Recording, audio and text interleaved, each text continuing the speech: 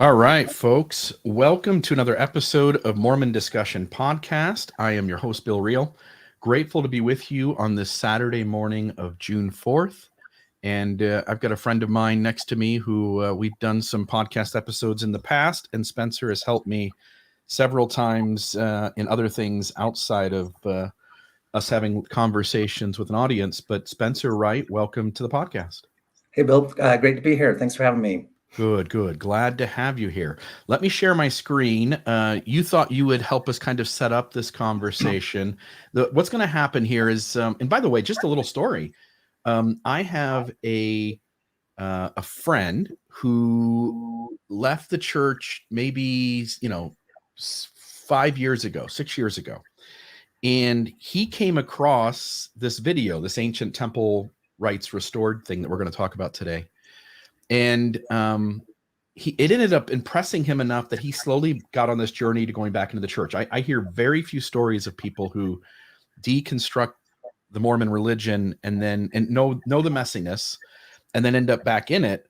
And this friend of mine is one that did that. He ended up having some things that happened that he couldn't explain. This video was a big part of his journey. And aside from that, I then saw on Mormonism Live, some other person shared the video as well. Like within 24 hours of me getting this story from my friend about how he ended up back in the church. And so when I saw it on Mormonism Live and him having said it, I'm like, dang it, that feels like karma telling me that I gotta.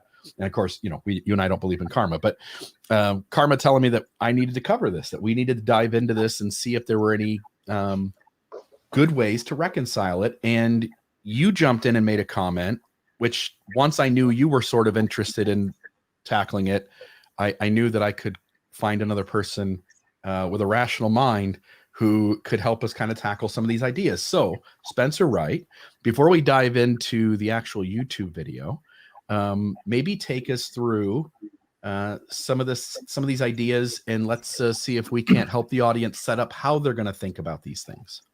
Yeah. So most people are very familiar with deductive reasoning, which is essentially that you start with premises, and from those premises you reach a conclusion. If the premises are true, then the conclusion is guaranteed. And so we're moving left to right. But even though Sherlock Holmes always talks about how he's using deductive reasoning, that's not actually the kind of reasoning that he's engaged in. He's actually engaged in a reasoning called abductive reasoning, which is different than deductive reasoning. But we actually are almost always engaged in abductive reasoning, not deductive reasoning. And so what we're going to talk about is what abductive reasoning is, how it works, and then how we can apply it to the evidences that we have in the video here. So if we can jump to the next slide. So there we go. So abductive reasoning is not talking about being abducted by aliens. It's talking about like removal of unnecessary causes. So unlike deductive reasoning that goes left to right, abductive reasoning is actually going like right to left. So instead of starting with the cause or with the premises, we're starting with the conclusion or the effect or the observations. And then we go back to trying to figure out a cause or a theory to explain that effect or that observation. Unlike deductive reasoning, where the conclusion is guaranteed by the premises, the theory or the cause that we're theorizing is not guaranteed, but we're basically just trying to come up with how do we explain these observations. So we can jump to the next. Yep. Okay, so this is actually used all the time. We use it in legal reasoning. You can think about we have a certain set of facts in a legal case. And so the facts are the same, but what we have, the prosecution has a theory, the defense has a theory. We're talking about a criminal case. Of course, the prosecution bears the burden for proving their theory. But the point is that there are two or more possible explanations for a certain set of facts. And then we can jump to the next one. in science, we're actually doing exactly the same thing. We have a certain set of facts, and then from those facts, there are 2 or more potential explanations for those sets of facts. Yeah, and as you're pointing out, like the idea of this would be when I drop an apple, it falls to the ground. So I see this end result. I see the fact that no matter what I do, everything I let go of falls down to the ground. And so I have this conclusion, and now I'm trying to figure out why that happens. And so now I'm looking behind it, essentially going like, let me try to come up with a good explanation for how we got here. And whatever explanation best fits the data is what we're going to go with.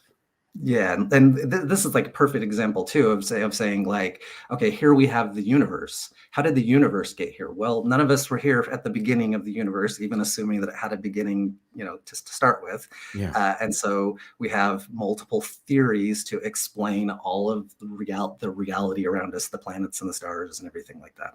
And so once again, we can't guarantee that that's the explanation, but there are certain heuristics that we can use to come to what is the most likely, what's the best explanation. There's a reason why we kind of tend toward the Big Bang theory as opposed to the steady state theory. And it's essentially that's what we're doing. This is the kind of reasoning that we're engaged in. Gotcha. Okay, so the next slide is what essentially are the scientists and the lawyers doing? What they're doing is they're trying to balance the equation. So what we're trying to do is say, over on the right-hand side of the equation, we have the facts. We have the 5, like in the examples below. And then over on the left-hand side, we have theories to account for that. So like you can see in the first one, the first equation down there, 2 + 3 = 5, that balances. That may not be the right answer. It might be 3 + 2, it might be, if we say we have 5 fruit, it might be 2 apples and 3 pears, or 3 apples and 2 pears, whatever the case is. We don't know exactly, but from the facts, we know that there's got to be something that makes up 5 units of whatever it is that are the evidence.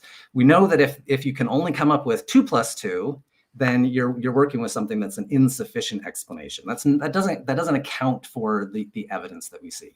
And if we have a 2 + 7, we know that we've got too much explanation. We've got that explanation is actually not a good explanation because it's got unnecessary inference in order to reach to 5. And so what we're trying to do is account for the facts without coming up with too much inference. And that's the basic gist of what we're doing with abductive reasoning. Again, and maybe guarantee. Yeah, and maybe to a note, like you could be, 4 - 1 + 2 divide, you could make the problem super long, but we really are looking for the simplest explanation that there is for any problem that we come across or any connection we're trying to make. Yeah, so, and perfect. And so like kind of as using a concrete example, we could say we see a broken glass on the floor. We come back home, we don't know what happened to that glass, but our observations are we see a broken glass on the floor. We happen to also observe that there's a cat in the room.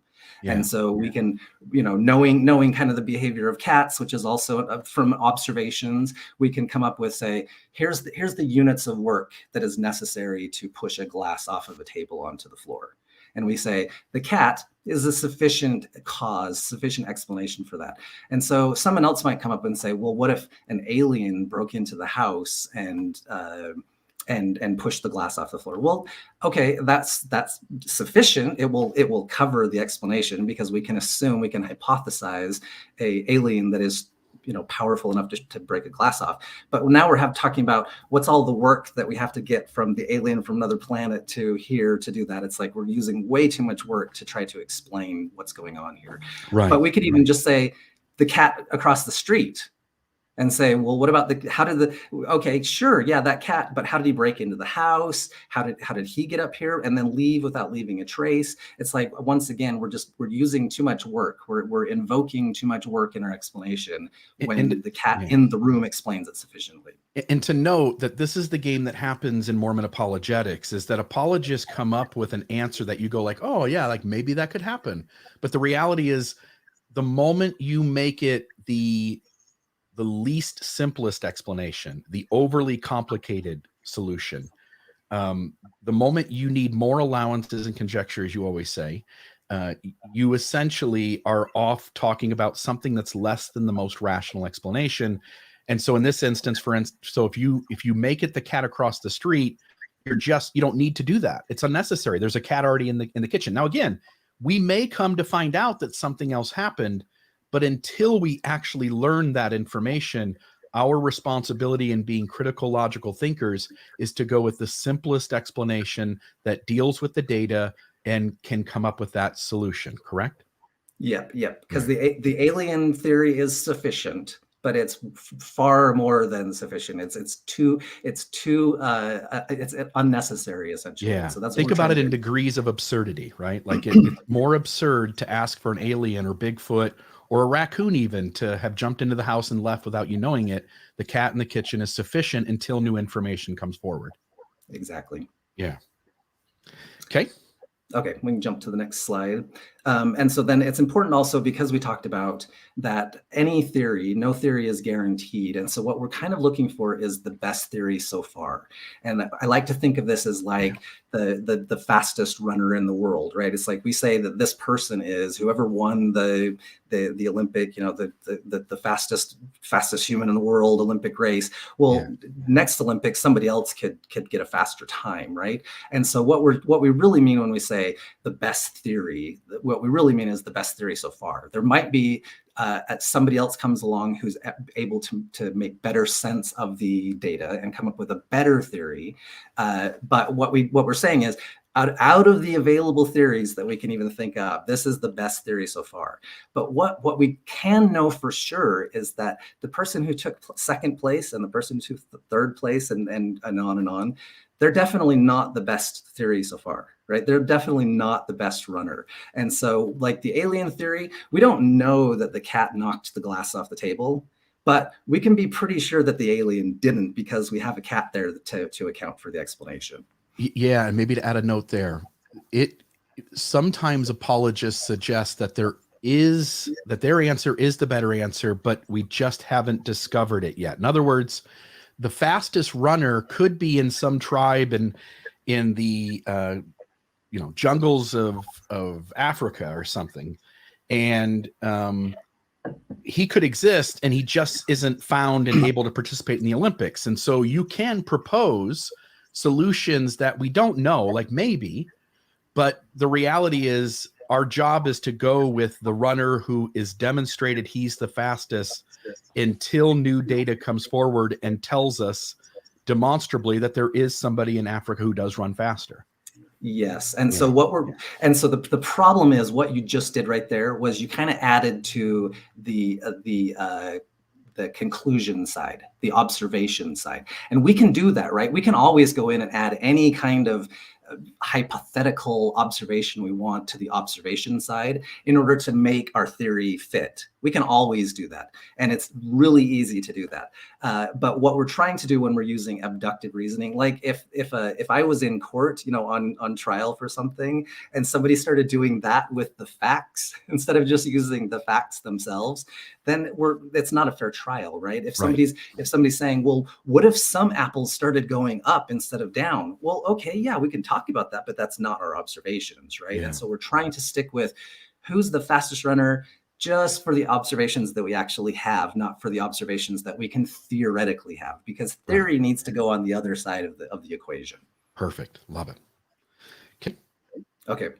So the point of this slide was just essentially to say babies know how to do this. Babies already understand this is the concept. So here I give two possible theories for a certain set of observations. And so what we can pretend is that there's a mom standing in the room. The baby sees the mom. Mom leaves the room, comes back. Baby sees the mom again. Mom leaves, baby comes back. So we have three observations of these moms. Well, one potential theory could be that each time the mom came back, it was actually swapped out and it's a different mom. It's like a fake version of the mom every time. Another theory is that it's just the same person every time. Well, a baby understands. They see the mom day in and day out, and their brain naturally wants to go to the conclusion that they're seeing the same person every time. Right. And so this is actually more of the rational. The point of this is to show that what happens is when we see observations that are themselves indistinguishable from other observations, we just assume it's the same cause. And that's basically the kind of thinking that we need to use when we're using abductive reasoning. Yeah. And the apologists would say, well, maybe mom has a twin. But the reality is, until mom tells us that she has a twin, our responsibility is to start with the conclusion that that's the same woman who comes into the room. Yeah. And notice again that in order for the apologist thinking to work, we have to pretend a theory over on the observation side. We have to pretend that there is a twin that we don't know about, or that there's some, secret runner in Africa, or whatever the case is, to make the theory work. They're always trying to, instead of just working with the observations and accounting for the observations, they're working with pretend observations to come up with a pretend theory for those pretend observations. Yeah, perfect. Yeah, and so this is essentially just saying what I just said in the last slide. But what we're doing is the baby is treating the indistinguishable observations as having the same cause. So we don't want to jump ahead and do that. Gotcha. Okay, so in this slide, essentially we're kind of getting into the video, the compass and square stuff. And so, do you have that slide available to where the one that we're showing with the oh yeah, let me see here. Give me a second. Actually, I have it on this computer. So let's I gotta find the first. This is the one thing, folks, is I gotta find the first timestamp, and it'll just take me 2 seconds here. I think it was about 7:45. Oh, you want that? Not the 2:25 one. Here's that picture, the picture of the Nuan Fushi. Is it this right here? That's the one. Yep. Perfect. Okay. And so, and do you want to kind of lead into what the point of the video is? And yeah. So this gentleman creates a YouTube video where he shows the prophets, seers and revelators, leaders in the church, claiming that the temple endowment, the rites and rituals that go on in the temple, and some other kind of tangential facets of Mormonism are tied to ancient Christianity, ancient Judaism, and then also ancient rites throughout the world, for instance. And so what he proceeds to do over the course of a 25-minute video is he is going to show us all of these incredible connections between Mormon temple rites and rituals and all that goes on there against the old world, and to basically show that Joseph Smith nailed it. He gets bullseye after bullseye after bullseye. And I will say, this is done, I think, when you're somewhat, I use naive as a really innocent thing, like we can't know what we don't know. When you are only see through the lens of Mormonism, and you don't know how to critically think because your church has really taught you how to accept ideas without really thinking critically about them, it becomes very natural for this video to kind of hold some weight. It feels as though it's got some weight to it in terms of how it persuades you. But as we're going to get into, these arguments tend to, a lot of them, there's a few in here that I'm like, I might actually side with the video on this one. But for the most part, I think most of this video is explained in better ways when we deal with it by reasoning the way you're trying to teach us. And so this section right here, he was talking about, and I don't know how much we want to go into what the temple actually talks about, but just referring essentially to what I'm actually okay with whatever you want to do. Okay, okay, no problem. So we're not worried about offending anybody. Okay. So his point was he's basically trying to use symbolism from the Mormon temple and then connecting it back to how people use those same symbols anciently. And presumably, I guess he's getting the idea that Joseph Smith had some kind of connection to God that allowed him to learn these symbols. Yeah. And he uses this example of these mythological characters from China named Nuan Fushi. And they're the first rulers of China. They're basically a little bit like Adam and Eve in that regard, but they're also a little bit like Noah, or at least the story of Noah, where they had to deal with the flood, had to fix a problem in the dome of the heavens. And they're a little bit like the Avengers, where they had to go around and find the Infinity Stones to perform that task. But the reason why he uses these characters is because they are holding a compass and a square, the carpenter's square, and which has always been very interesting to me. In fact, even the phrase in Chinese, there's a phrase called guaju, which basically means the right way to do things, the proper standard, the appropriate thing to do, and the rule, the standard in that, and it's literally means compass and square. And so I always loved this connection, even as a believing Mormon. I just thought this was such a cool thing that these guys have a compass and a square. Yeah. However, now if we can jump back over to the slideshow, and so we have these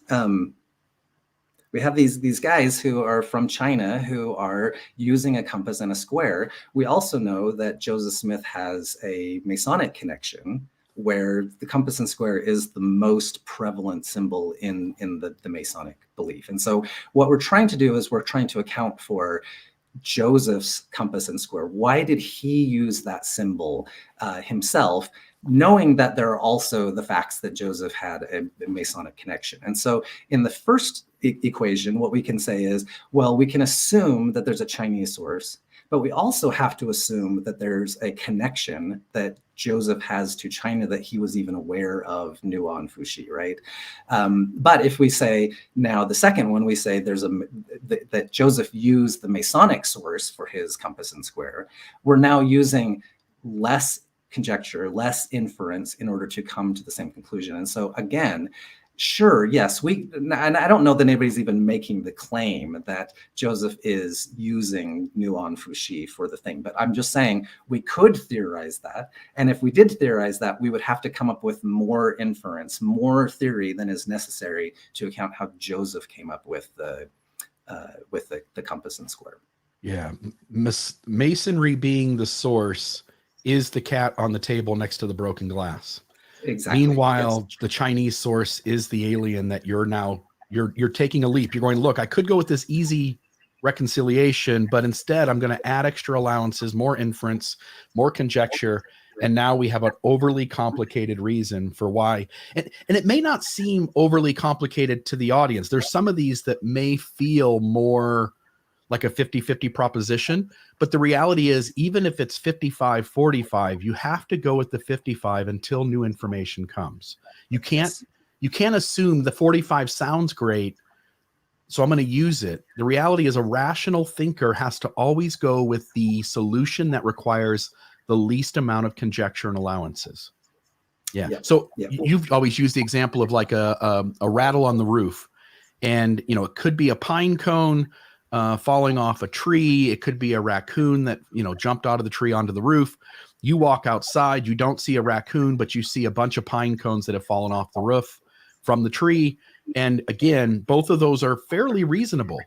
But the reality is that the pine cones is what you see data-based as the most reasonable resolution for your problem.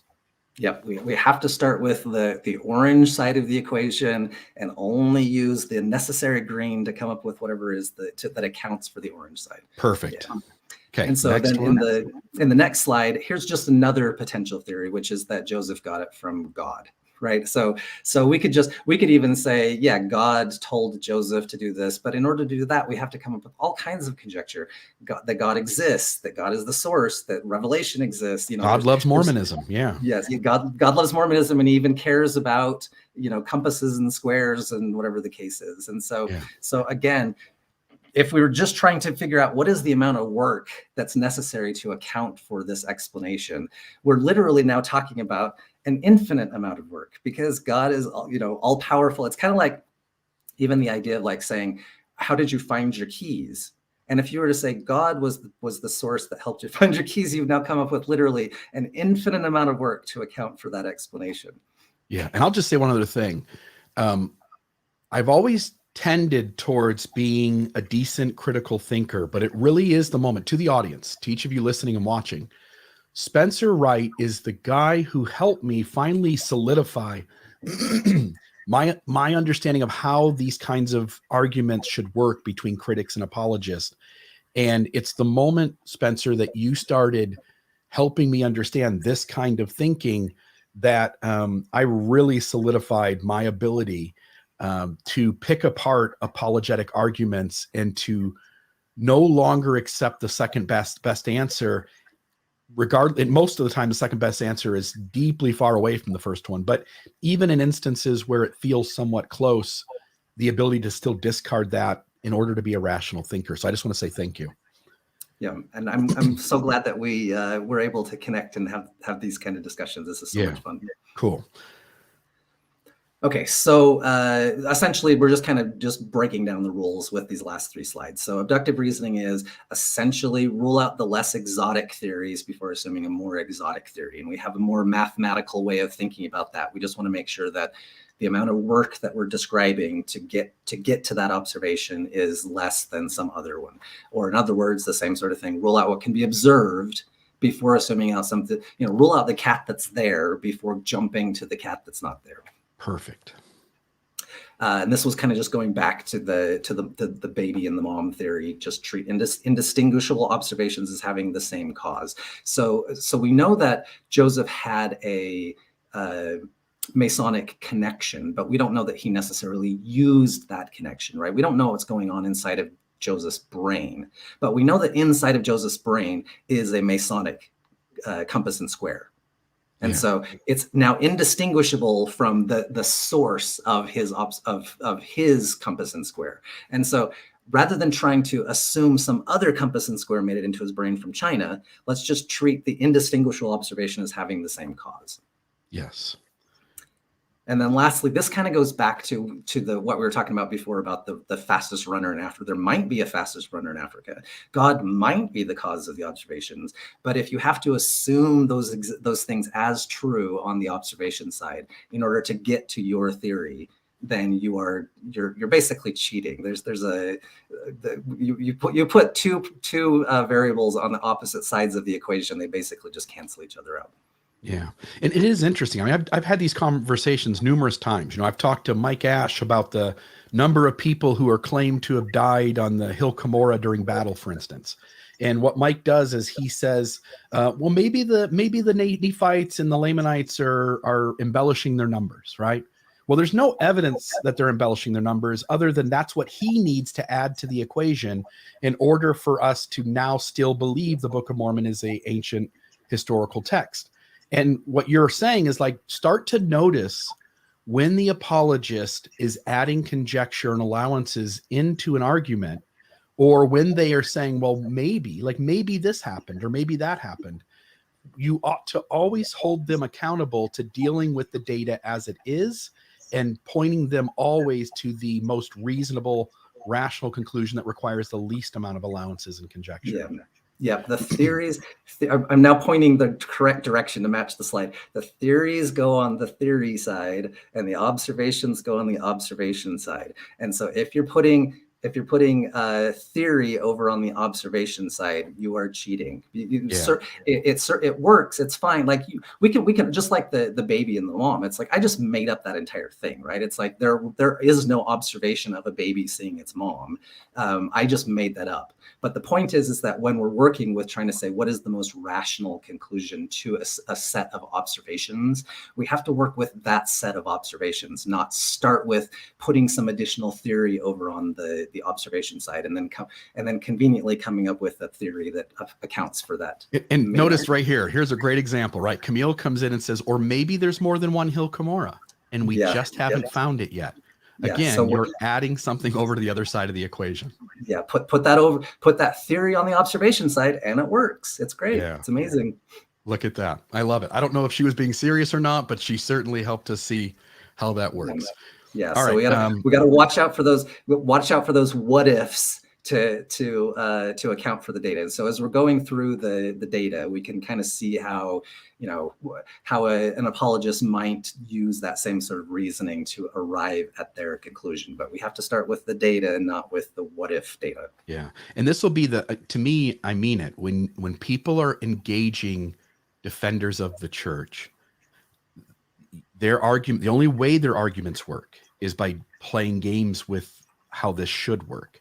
And if you can start to understand this process and start to spot it in a conversation, you'll just be much more effective at holding the defender of the faith accountable to what they're saying and not allowing anything other than the most rational answer to hold weight and to be put across as if it's legit, you know? So this is a great tool for people. Anything else here? Can I drop this off? I was just going to say one other thing that, so I've been Please. having discussions recently where the observation has been, well, I had a spiritual feeling. Yeah. And then that spiritual feeling helps prove that the Holy Spirit was talking to my spirit. But what they're starting with a what if kind of smuggled in there, which is spiritual feeling. Now, what they're observing is a feeling, and they're theorizing that it's a spiritual feeling. So what they're actually doing is smuggling part of the theory over to the observation side, and then reaching their conclusion that way. And so it's really difficult to separate. People have a really hard time separating observation from theory. They start with observation, but they kind of start with theoretical observation. It's too easy. We tend to do this frequently. Yeah. And so there's a lot of ways to do this, a lot of ways to kind of cheat the equation so you can get to the answer that you want. T.O. seems to be doing this too, right? Joseph's texts are apocalyptic genre, not historical, and should be read accordingly. Belief systems obfuscate what it means to worship. So he's creating a whole nother form of like how it could be true. Yeah. But what he's doing is he's moving his own way of making the church work over to the other side of the argument. Yeah, and if Joseph Smith had said, if you can find me an observation of Joseph Smith having written down saying, look, I don't mean any of this stuff literally, I just mean it figuratively, I just mean it there's no literal God, there's a metaphorical God, there is no, the book of Abraham, I'm not literally translating, I'm just metaphorically translating it. If he said that, if that was an observation, we wouldn't be having this conversation, right? Yeah. It's because that observation doesn't exist. That's the problem. Yeah. And so we're making up an observation to make it all make sense. Yeah. Love it. Nice shirt, by the way. Oh, thank you. Yeah. All right. I'm going to drop this off. Is that okay? Yep. I think we're good with this. All right. So now let's bring this up and let's go here to the 2 minute and 25 second mark. Just as I saw his face, I just wanted to say as we're going through this, I love his enthusiasm, the way that he is so excited about talking about all this stuff. And I would have been exactly the same way, in exactly the same position. I even right now, I still love talking about this stuff, but enthusiasm doesn't cut the cheese. Yeah, this was cut the cheese. Well, yeah, it can be used more than one way, but this is exactly the way I used to think. This is exactly how the church was true. It was amazing that it was true. It makes so many connections to the ancient world. There's chiasmus. There's, all these things that we can throw out that make Mormonism true. And then the reality is, if we take each one of those, hold them accountable to the same rules we use in all the rest of the arguments, because sometimes there's different sets of rules for different issues. But when we hold the rules being consistent, and then we dive into these kinds of things, suddenly, if you're willing to be a critical thinker, almost all of this stuff starts to fall apart. So the very first slide I wanted to throw in, and by the way, we're getting a little echo over yours. Do you happen to have like earbuds or anything you can throw in? If you don't, no biggie. We'll deal with it. Unfortunately, I have some, but they're dead. So okay, no biggie. All right, so the first slide here I wanted to talk about is he's making a point that there are these common themes that are found anciently as well as in the modern moment in Mormonism. And so he's talking about purification, anointing, creation, garden. He's talking about travel, and I assume by travel it's that the person on a faith journey is transitioning, is moving along in a path. They start off in this space, and the goal that God wants them to do is to grow and progress and to travel the gospel path, for instance, the covenant path, and to arrive at exaltation or heaven or salvation. What I'll just simply say here is that these are common themes throughout all religions for a reason. This is how humans make sense of the world. We humans don't need explanations for the things we know, only the things we don't know. And the things that humans have never known is how the world got created. and where did we come from, and why are we here, and where are we going? And so every religion comes in essentially trying to answer these questions. And so hence they're always going to have a path for initiates to move to salvation. They are always going to have ways in which we have rituals and rites that help us to get into the right headspace to be more spiritual. And so having a creation or a garden is a common theme, because we all recognize that even in the midst of being in a modern society with buildings and technology, that at one point our ancestors didn't have any of that. And we were just huddled around a fire singing and dancing. And so this idea of creation, the idea of purification, again, something's wrong with you, and this religion's going to take you and help you become something bigger than you are. These are common themes in almost all religions. And to simply say, like, Joseph Smith has it and the ancient world has it, so he nailed it, it would ignore the fact that if you went into like the Jehovah's Witnesses, which we were just looking up art before we started the show, they have lots of art of what it's going to be like in heaven with all the animals sitting around as a lion sitting next to the lamb, sitting next to a child, next to the parent. They have lots of artwork about the creation. So if Joseph Smith and Mormonism got it right, then we would also have to acknowledge that other faiths got it right too, when really the easiest explanation is that these are just common themes and they're found everywhere. And so why wouldn't Mormonism have these themes too? Yeah. And I was just going to add that, again, there are certain elements here that don't exist in Masonry. Like the Masons don't use the creation story for their travel story, right? It's like it's very much the hero's journey. All of what's going on here is kind of a hero's journey sort of feel. There is a hero's journey sort of concept going on in Masonry. But if you were to take the elements that exist in Masonry and the elements that exist in the book of Genesis, you essentially have what's going on in the temple. It's like most everything can be taken care of with here.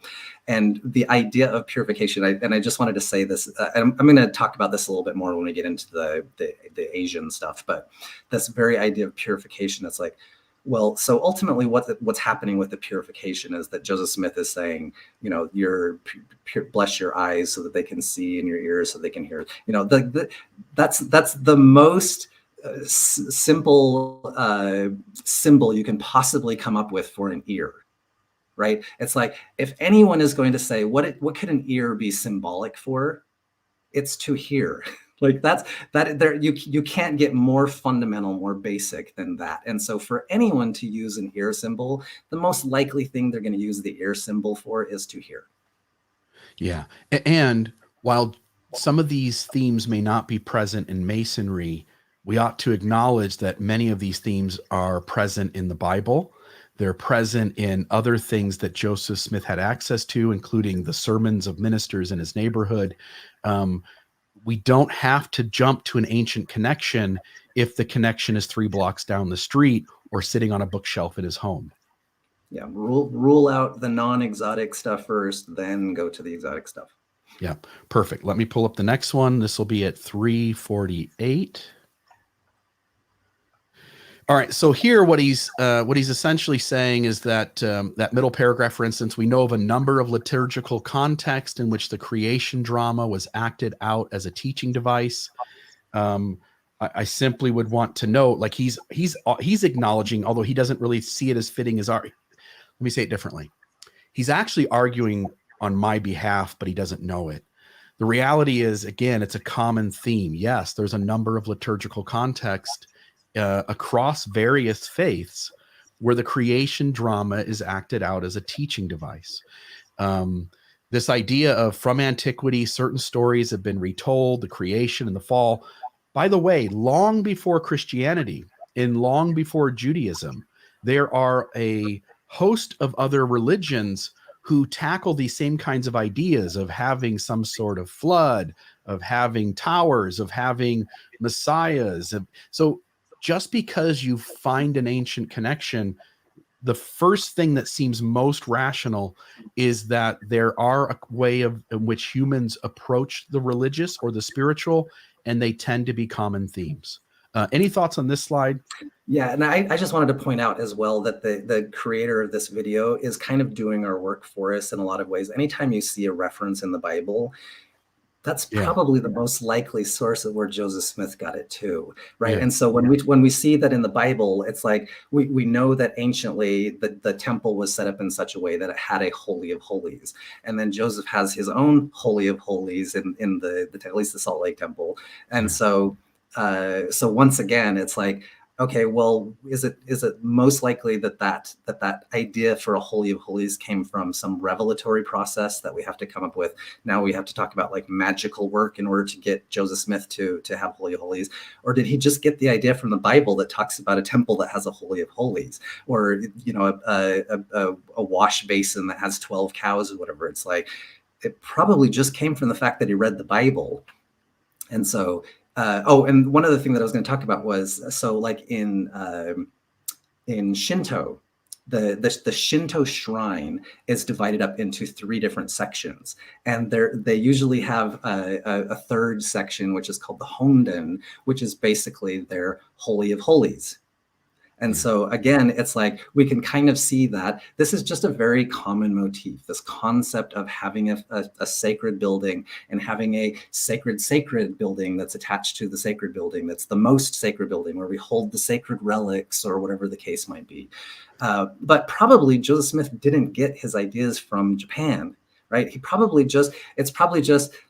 This is just a very common motif of having, I want to have a sacred place, and then I'm going to have a more sacred place to put my most sacred things. And so these ideas, it's possible. Again, possible. Everything's possible, right? Maybe there's a connection between Japan and ancient Israel, but probably it's just it's like ears being able to hear, right? It's just a common feeling. People want to have a sacred place, and they create a holy of holies, a most sacred place in their holy buildings.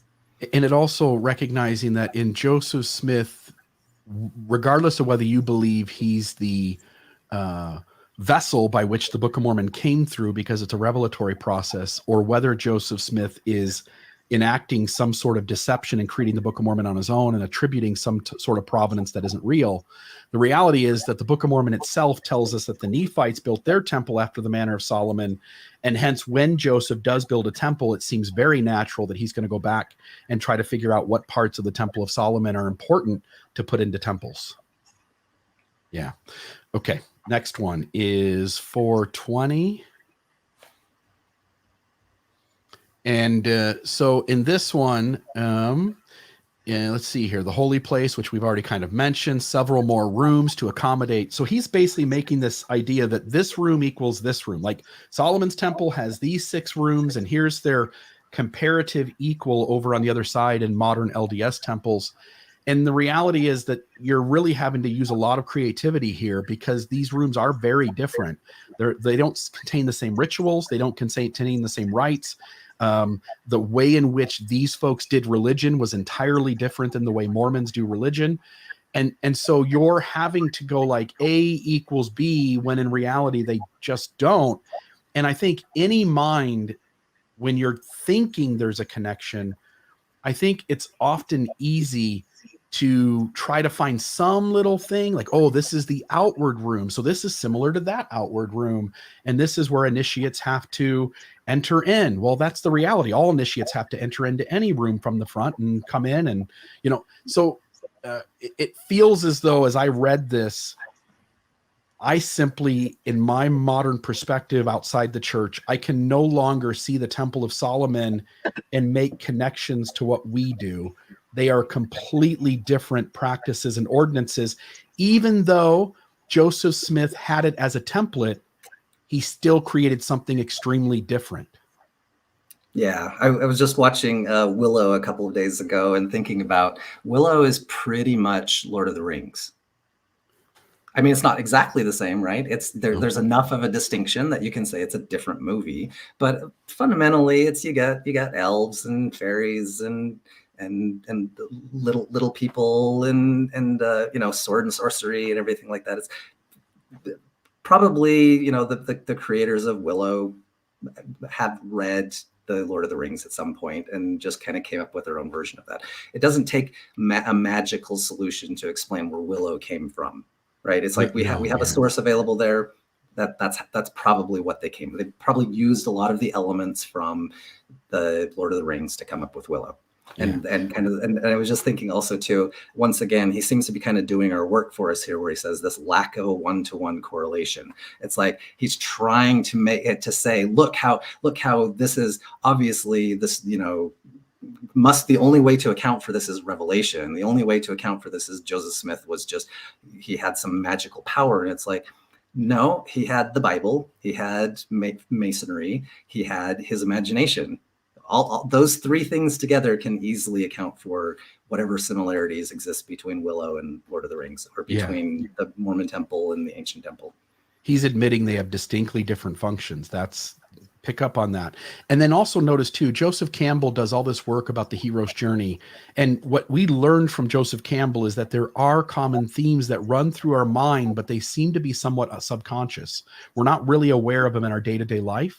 But that when we create stories, we do implement common themes. And I think some of these play out in this religious world as well. Okay, next one is 515. And so here, same thing, Temple of Solomon, Aaronic priesthood, Salt Lake Temple, Melchizedek priesthood. So he's saying they are connected. Let me tell you how they're connected.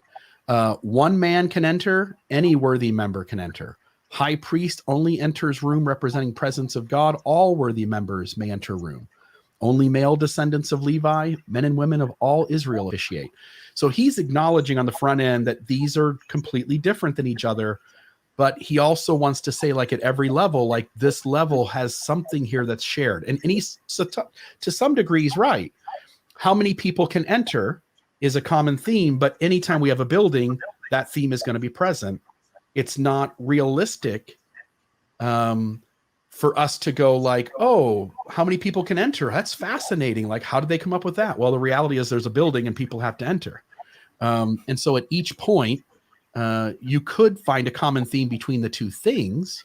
Proxy animals offered for sins, proxy work for the dead. But those are two very different things. I'm going to kill a live animal on behalf of the sins of people.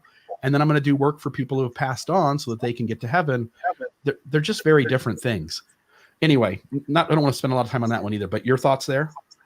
Essentially the same thing we were just talking about, that it's like, yeah, of course, if you're already acknowledging there are differences here, then you're doing our work for us. Yeah. On this slide, let's see here. This is the 547, 549. White vestments, priesthood. So some sort of, and again, Joseph has priesthood in his vocabulary. Joseph has vestments in his vocabulary. Crowns, he has in his that in his vocabulary. You've got the robe, the mitre, again, the apron. He is doing masonry at the very time he's coming up with this. He also, I'm sure, and I'm only saying that because it's in this, as he's using Adam Clark's commentary at some point, not necessarily this early, but as he's using Adam Clark's commentary at some point, actually it would be this early, and other things that are in his awareness about how the Old Testament operated, or how the Jewish priest would have operated, he would have understood to some degree anointing with oil. He would have understood that there are washings and cleansings and purifications. He would have understood that there was aprons and other sorts of clothing that went into this. So there are multiple sources that are available to him contemporary that we don't need to go into any sort of magic revelation in his head from some outside source to get there. Thoughts from you? Yeah, and I wonder if, and I can't quite remember what his point was with this video, but I did notice that he was saying, look at this 2nd century BC document that talks about these things that match what Joseph Smith said. And presumably with the idea that there's no way Joseph Smith would have had access to the 2nd century BC document that's talking about the priestly ordination of Levi. But what he's referencing in the document are the same exact things that are available in the Bible. Yeah. So the idea of a mitre and apron and anointed with holy oil and everything, it's like, Samuel went to anoint King David with holy oil inside of a ram's horn. And so that's in the Bible. It's like we don't have to go outside of the Bible to figure out where did Joseph Smith, or where could have Joseph Smith come up with the idea of having oil in a ram's horn. It's not necessary. It's in the Bible. It's already there. He also has in his view other religious systems around him. There are other religious systems that have highly decorated vestments and garbs that they're wearing. So again, anytime it comes to clothing too, is it in Masonry? Yes. Is it visible in other religious systems with whoever is officiating ordinances or officiating services in those faiths? Yeah, some of that's present. Catholic Church being one example. Again, you're looking for where he could get it that would require the least amount of allowances and conjecture. And as you're pointing out, it's right there in front of him. Okay. Yeah. So we have this exotic source here of this 2nd century BC document, but jumping over the less exotic source. Yeah. Here's Cyril's lecture again. This is at 612. As soon as you have entered, you put off your tunic, and this was an image of putting off the old man with his deeds. Having stripped yourselves, you were naked. In this also imitating Christ, who was stripped naked on the cross. For truly you bore the likeness of firstborn Adam, who was naked in the garden and was not ashamed. But one thing it might help too, by the way, Spencer, is if you mute it when I'm talking, but you'll just have to remember to unmute it all the time.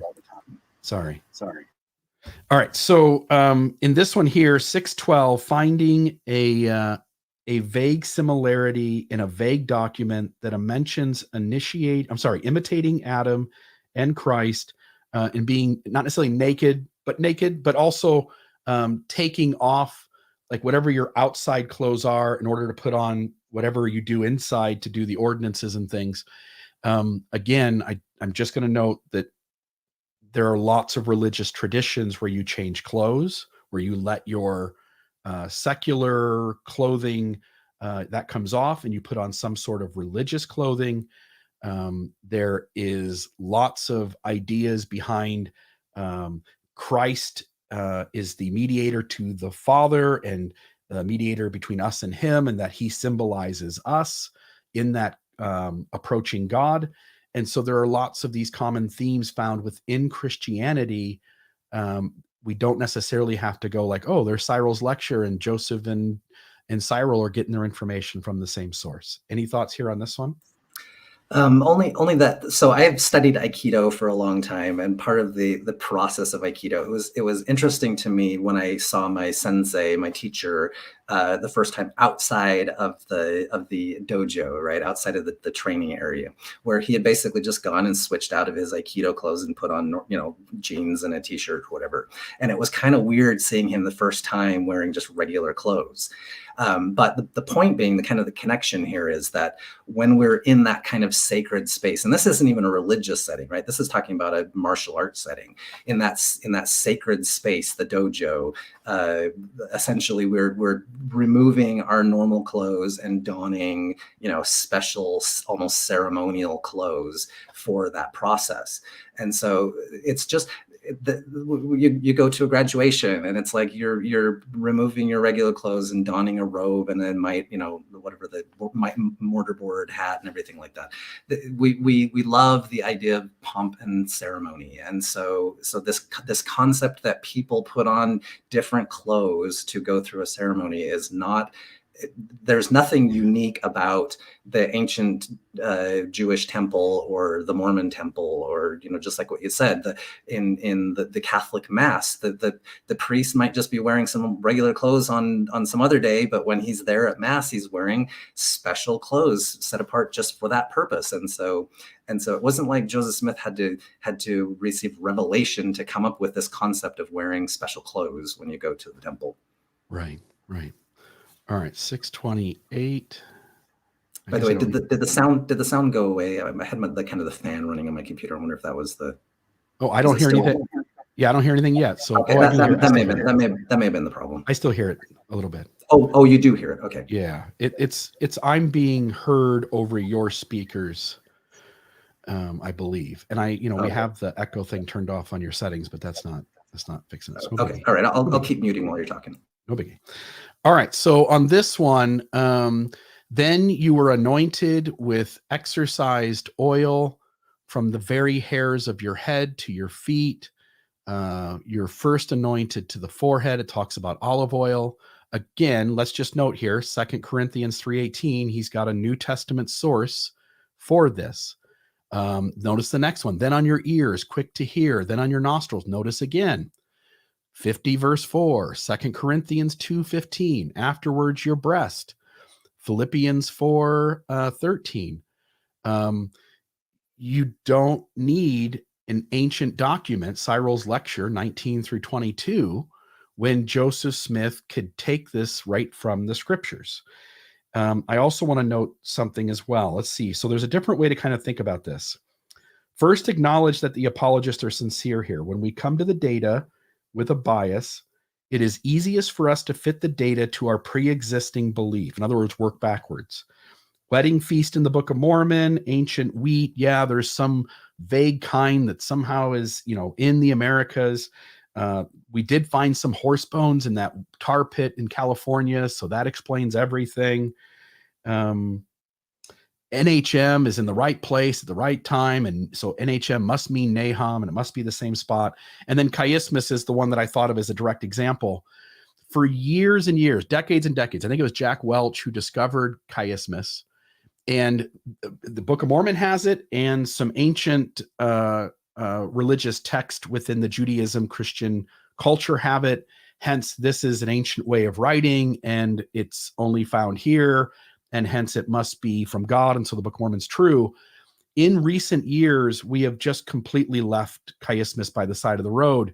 Even in some of the books that Joseph Smith is using very similar language in the Book of Mormon from, such as the Late War or the First Book of Napoleon, those books contain chiasms. Radio Free Mormon and I did a Mormonism Live. I can't remember the document, but it was about a month or two ago. And we showed in a document contemporary to Joseph Smith that had similar language to the Book of Mormon. It was this long chiasm that was similar to the one that we always point out in the Book of Mormon, which is Alma chapter 36. And so in the modern moment, we go like, chiasmus seems to be everywhere when we look for it. Some of them seem to be very significant, and lots of these are found in sources contemporary to Joseph Smith. Hence, if other authors have the ability to create chiasms in a document that has no attribution from God or dealing with religion, then we don't have to accept that Joseph Smith strangely gets his chiasm from some other source. It's just the human way that we often write down words, even though it's subconscious, most likely, at least in most situations. It seems to find itself into our writing, and it's just the way we humans do things. And so I wanted to say here, critical thinking requires us to open up to a perspective outside of the lens that we were given. So it's easy to go like, oh, the initiatory ordinance seems to have some ancient connection. Hence, Joseph must have been told by God to connect those dots. When in reality, I'm going to put up on the screen here, ritual purification is found everywhere. Baha'i, Buddhism, Christianity, I might have said that wrong, the first one, Hinduism, the indigenous American religions. Again, the apologists might go, look, it's in the Lamanite culture. Of course, Joseph Smith's hitting on a truth. And the reality is it's in Islam, Judaism, the Kalash people, some Mandaism, Western esotericism. And then there's anointing. So I'll put this one up. Anointing. The idea of doing that. It's in Egypt, it's in India, Buddhism, Judaism, Christianity, Roman Catholicism, of course, those, Orthodoxy, Greek Catholicism, Protestantism, Latter-day Saints, it's in royalty. So it's just in these cultures. It isn't necessary for us to go that all of these folks are getting it from divine sources. The most rational, logical approach is that these are just common themes found throughout the world within religion. Any thoughts from you there? Yeah, and just kind of going back to this idea, because it's talking about the ears, it's like to say that you've made this logical leap that a symbolism of ears is the ability to hear. It's the most it's the simplest thing that you can possibly think of. What is an ear a good symbol for? And it's the same kind of concept to say, what is a symbol for water? Well, what is water a good symbol for? Like the very idea that everyone has these baptisms and ablutions and ritual cleansing and everything, and they use water as the symbol. It's like, well, that's just like ears being able to hear. It's like the most fundamental thing we do with water, besides drinking it, is cleansing with it. And so the very idea that we would use water not just to literally cleanse ourselves, but to spiritually cleanse ourselves is the most common, one of the most common motifs the world over. The idea that Joseph Smith also used the same symbol that is just so completely common the world over. It doesn't tie him back to ancient Judaism. It just essentially just ties him to the most common way of looking at the symbol of water. Yeah. He has it in his own, again, we know what's in his head, not that we know how he thinks, but we know what information he has. He knows that Jesus washed feet. He knows that Old Testament temple rituals and New Testament temple rituals involve oil. He knows that it's olive oil because the scriptures say so. There's just so many points in this conversation where he's pointing, the guy in the video here is pointing at an ancient document, but in reality, those same concepts are in Joseph's milieu. Hence, we don't really have to go to some ancient way of him knowing. And so there's that. A person in the 1800s likely would have been much more grounded in their senses, not distracted by the technology that we are. They might connect with the senses very naturally, especially in light of all the other religions, and they're naturally connecting with the senses. We're always got our faces buried in our phones and playing on our computers and watching Netflix. These guys were close to the earth. These guys were every day out working with their hands and doing things in ways that they were much more aware of the natural world around them than we are. It becomes also very natural that they would connect with their senses. Prior to us having all this technology, they would connect with their senses maybe a little better than we do, going all the way back. You've got a bunch here written. Anything else you want to talk about? I did want to throw one more thing out. This book here, the Magus, I pronounce it Magus or Magus, I'm not sure how it's said. We know from D. Michael Quinn that Joseph Smith had access to this material. This is a book written in the early 1800s. It dealt with how Joseph would have done his folk magic, his treasure digging, his scrying, magic circles, all that stuff's in here. Other things that are in here, creation and the fall, consecration with water and oil. Again, there are concepts that he implemented into the LDS religion that at least have some crossover. Not that he got it from here, but it becomes much more rational that he got it from here than a magic being in the sky said something to him. And so we always have to be considering what are all the available sources. Adam Clark's commentary, the book of Josephus, the book of Jasher, the Magus. I mean, there's just all kinds of things.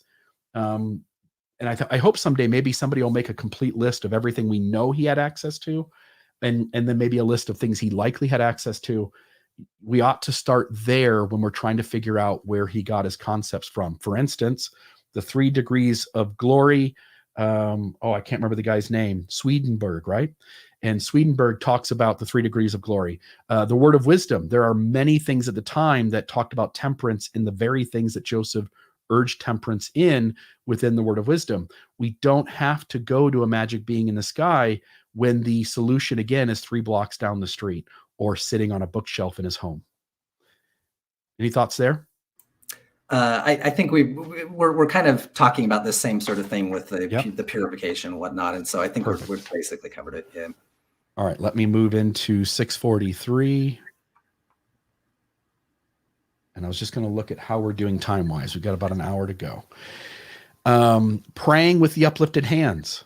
Again, I don't think anything has to be said here. Look at what he gives as examples. They are Old Testament examples. Again, Joseph already tells you in the Book of Mormon that he's trying to connect to the Temple of Solomon, that there are things there that need to be carried forward into the modern moment of the restoration. So why do we need to go anywhere further than the Old Testament itself? Any thoughts there? I had found a quote that somebody was talking about the part of the ceremony that happens in at least some of the versions of Masonry, where it says, because the higher trinity of man's being must be present before soul union can take place, the omnific royal archword can only be given in groups of three, which again, we're going to talk about three in a minute here too, but it says their right hands are then raised above their heads, or they give a low breath of the word Jabulun, Jehovah God. So basically they're raising their hands as part of the ceremony, the process here as well, so in Masonry. Yeah, and I was just going to redirect here. Was that the hidden hand of the men of... Maybe this was so. Was that the Biblio? I was going to just put this up. I have this link here. I didn't know if this was you or me that put this on. Yeah, I think Ed pasted that in. But... Born again, wine from a human skull. Like there's just, again, every religion has its ordinances, and there's going to be overlap in certain things, and there's going to be distinct differences. And once you accept that, the similarities they don't stand out as much as unique. Lost name of God. Anyway, all right. So there's that. Let's go to the next time. Which also kind of ties. We'll talk about this in another section, but there's another thing that kind of ties in here too, which is kind of the keywords, the passwords, and whatnot the case may be. Yeah. Let's go to 728. All right, perfect. This one here, in Christian art, the garment and robe were marked with signs at right angles, the gamma or the square. The marks had some religious significance or symbolic force. This is 6th century. Again, it doesn't seem like we know what the interpretation is, and he doesn't seem to know that at least. What he's saying is that, look, there's a right angle. That has to mean something. And as I was pointing out, we find this in Mormonism where this kind of happened. I was going to pull a couple of images up. Let's get rid of that one. I wonder. I'll have to open it back up. Let's try right here. Get rid of that. Okay, so this is the facsimile with Min, the Egyptian god, sitting on some sort of seat. And I was just talking to my friend Chris Bloxham the other day, and we were talking about this because 2 of the last 3 Mormonism Live episodes dealt with the Book of Abraham. And my buddy Chris goes, yeah, man, when I was on my mission, I used to tell all the other missionaries, I mean, look at this is Heavenly Father upon his throne. That was the Mormon interpretation of this facsimile, this image that's circled. Notice that Heavenly Father has his arm up to the square, and he has his hand out in front of him in a cupping shape, right? Like he's holding his hand out. This is the temple thing, guys. And so he saw some sort of image that his brain told him is connected to what we do in Mormonism. And then I noticed that hand that's raised, notice that is both a compass and a square. Or maybe you said that. Did you say that yesterday? So it's actually not a compass, but however, I can totally see how Joseph Smith could have seen that and thought he saw a compass for sure. Yes, it's actually a flail, like to beat slaves with or whatever.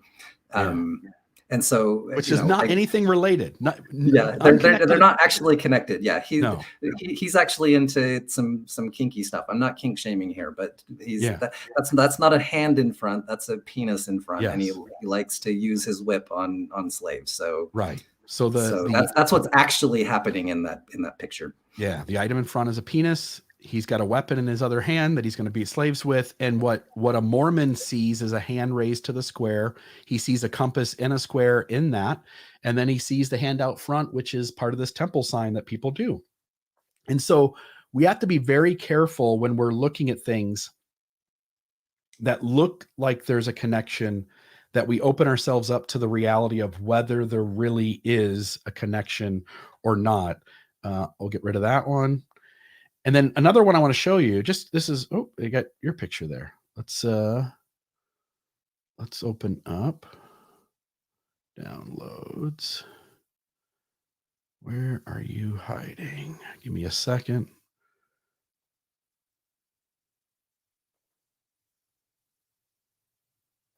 All right. So this one here.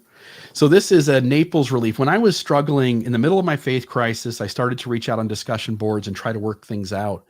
And I was starting to ask about the connection between masonry and the temple. I'd always learned that apologetic argument that it went back to the Temple of Solomon. And then I knew that that didn't quite hold up. So this guy comes along and goes, look, Bill, here's an angel who's putting two people's heads together.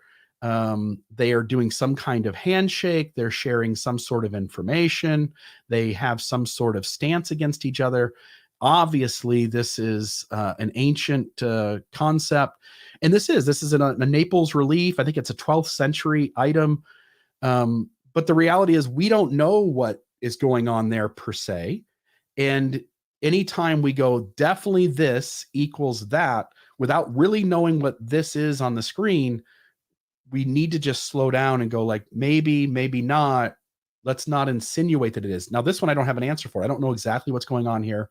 But to notice, again, there are common themes out there. And always thought this was cool. This was a testimony increaser for years for me.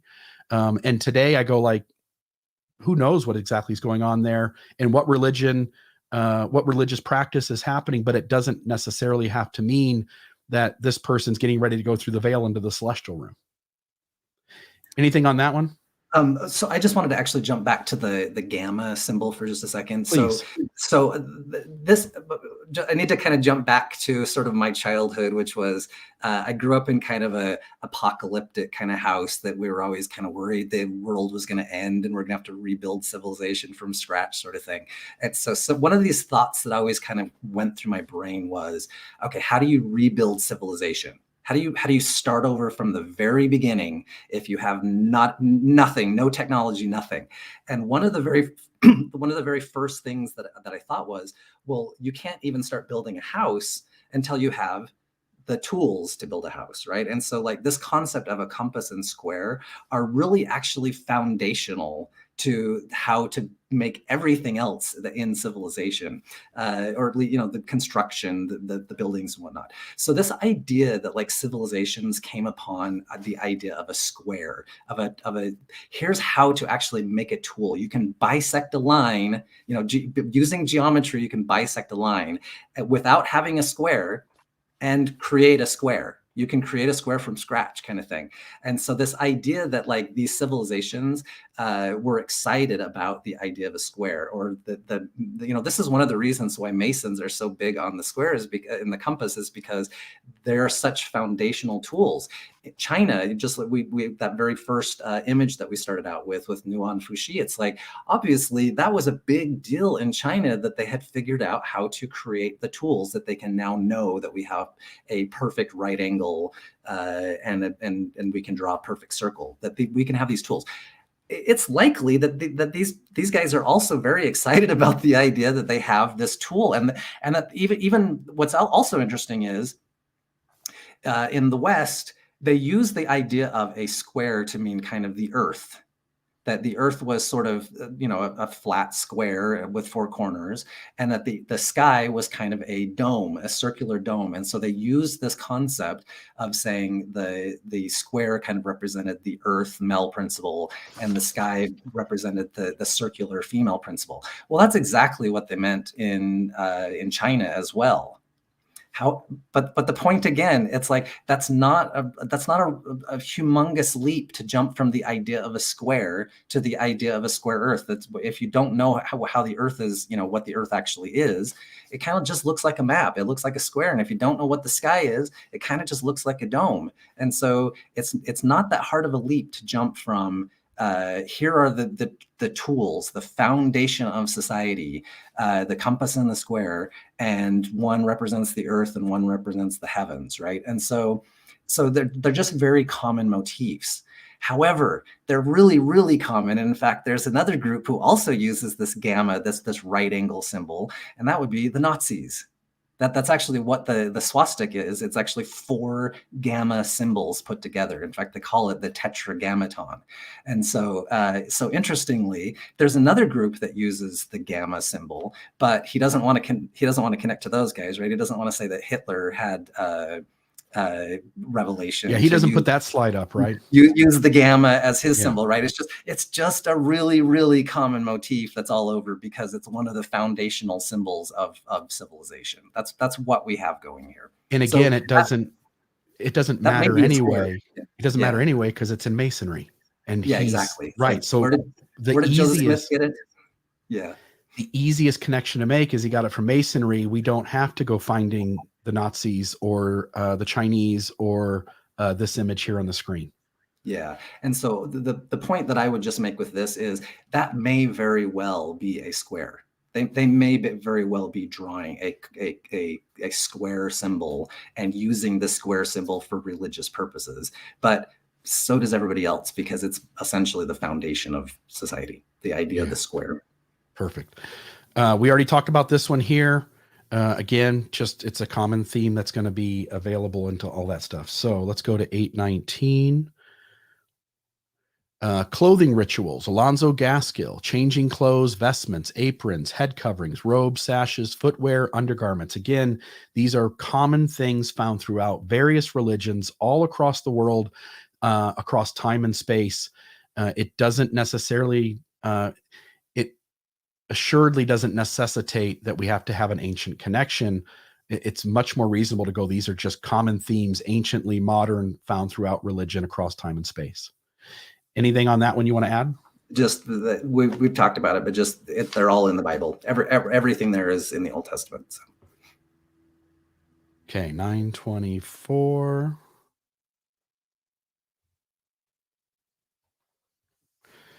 All right, let's, oh, that's not going to be right. I'm wondering what timestamp that is. There was something about sacred knots. Is this a spot maybe where he's talking, or is there a slide that went with this, Spencer? Oh, sorry. I think I just added this in just to kind of point out that there, again, this idea of, he's talking about the idea of the knot that you tie a little string from your hat onto your robe, and they're making that connection essentially. And so this idea of a knot, he's just using again, once again, the knot. Now the knot is a very, very prevalent symbol in Egyptian mythology and whatnot. It's like Isis has a very famous knot, and even like the idea of the cartouche, the circle that goes around the pharaoh's name, is also actually a knot. And the idea of a knot, once again, if you think about what's the most common way you can think of, okay, a knot performs the function of securing the rope or securing whatever it is that you're tying around with the rope. And so unsurprisingly, in Egyptian belief or Egyptian mythology, the idea of tying a knot was for magical protection. And so he's kind of making this connection here between the idea of knots being used. It's like going, well, of course, lots and lots of cultures use the idea of knots, and they're almost invariably being used for some sort of protection spell or whatever the case is, because that's exactly what that's what knots do. Knots protect, knots affix and tie up. They secure and keep us safe. The right knots can save us, the wrong knots can kill us. And we all are tying things all through time. I'm going to tie my shoes later today when I get outside. To say that there's something special here is a stretch. But again, when you frame it a certain way, you can have your audience feel certain feelings, and they can be pushed to make certain connections primary, when in reality, there's a completely different way of understanding the argument. Yeah. By the way, I don't know who the author of this is. Do you know his name?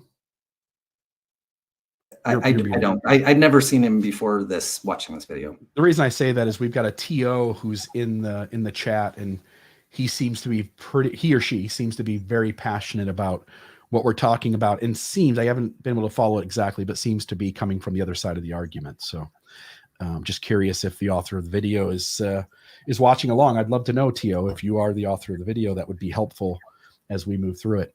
But anyway, there's that. So knots. The next one is 942. And this one I thought was kind of interesting. This one is one that 10 years ago, I would have been like, yep, let me put that on my list. Let me make a note of this. Let me put it in my file cabinet. Fascinating discovery of undergarments with markings in ancient Christian cemetery in Egypt. Clothing closest to the body is not usually well preserved. So they're just basically talking about that. But it has let's see here. Small rosettes have been woven into the material in particular locations. There is one rosette. And by the way, a rosette is like a circular, like star pattern, floral kind of thing. But rosettes that are woven over each breast and one on the right leg near the knee, but there is no corresponding rosette on the left leg. And across from the lower abdomen, the material also has a hemmed slit about 6 inches long. And so, again, years ago, this one would have been like, I would have gotten goosebumps and I would have shared it in a Sunday school class, or maybe even mentioned it over the pulpit at a fast and testimony meeting. I would have gotten everybody excited about this. And I'll say, even today, as I read this, I'm like, ooh, that's interesting. That kind of piqued my interest. I'll say it feels significant. It matches up so well with the lens by which I was raised and trained to see the world. It's okay if some discoveries give us pause or feel significant. The question is, can I weigh it appropriately and rationally against the collective discussion and have it hold the degree of weight that is as close to reality as possible? In other words, I'm always trying to picture there's this scale. And in this scale is the evidence that I think is significant. And I don't mean it has to be super strong, but things that stick out as being significant, and things. And then on the other side of the scale, things that don't add up. They're problematic. They're contradictions. Prophets don't seem to be doing what they say they're supposed to be doing. History doesn't match the stories we're told. And if we take the actual historical event based on the sources, it seems like Mormonism's truth claims are on shaky ground. And I'm always trying to look at that scale, and I'm going to allow, one cool thing on this side doesn't satisfy everything on this side of the scale.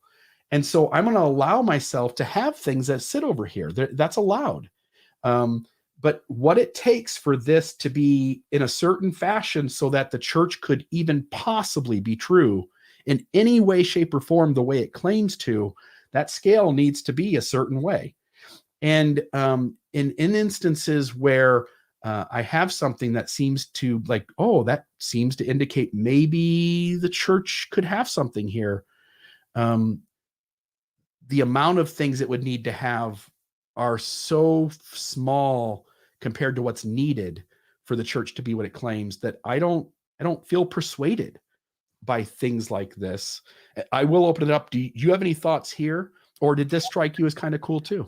So I actually thought it was kind of interesting as well. And I had never read about this, and I don't know any other details other than what he's giving here, right? And so I have to kind of take it with a bit of a grain of salt, just because I don't know enough about it. And I don't see rosettes in the picture, and I don't see what he's talking about, but I'm sure it's there, but I don't see it. But just taking it at face value, the thing that kind of stuck out to me was this idea of the hemmed slit as opposed to, like a symbol.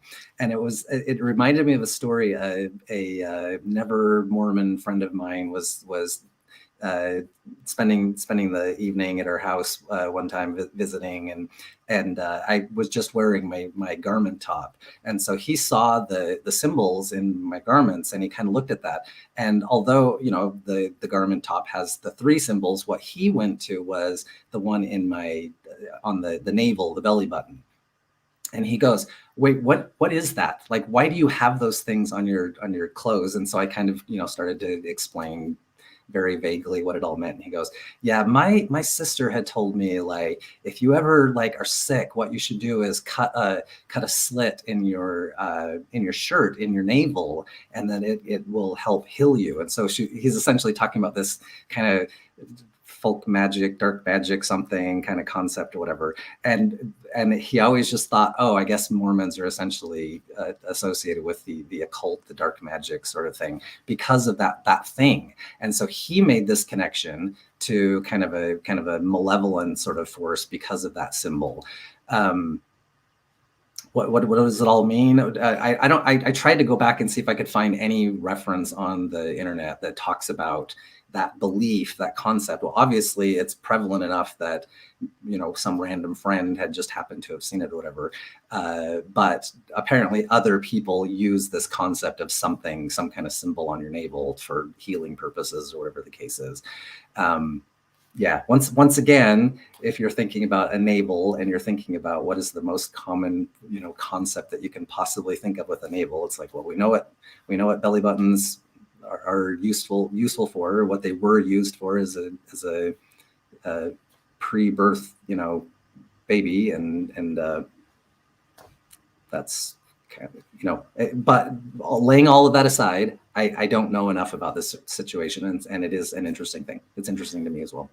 Yeah, and so in that scale, say if I put over here, I put NHM, like that's interesting. Like I don't know that it's strong, but it's interesting. Dan Peterson's talked about there's this vague, if you really know what you're looking for, you can see this vague connection to a wedding feast in the Book of Mormon, or something like what's on the screen right now. And you start putting all these things that you go, these are the evidences that the church is true, or these are the evidences that by which I would go like these justify my belief in the church. And then you go all these contradictions over here. And when I look at it with the 20,000 foot view, the discrepancy is so huge that having a thing or two over here, by the way, I expect coincidences, and I expect that there's no way in the world there wouldn't be at least some things over on this side of the scale. And so again, like you're saying, like I'm saying, interesting. I'd love to know more, but it by itself, or even added with the half dozen other things, it just isn't significant compared to the argument that the church is nowhere near anything it claims to be. Okay. All right, next one. So there's the 942. Let's go to 1023.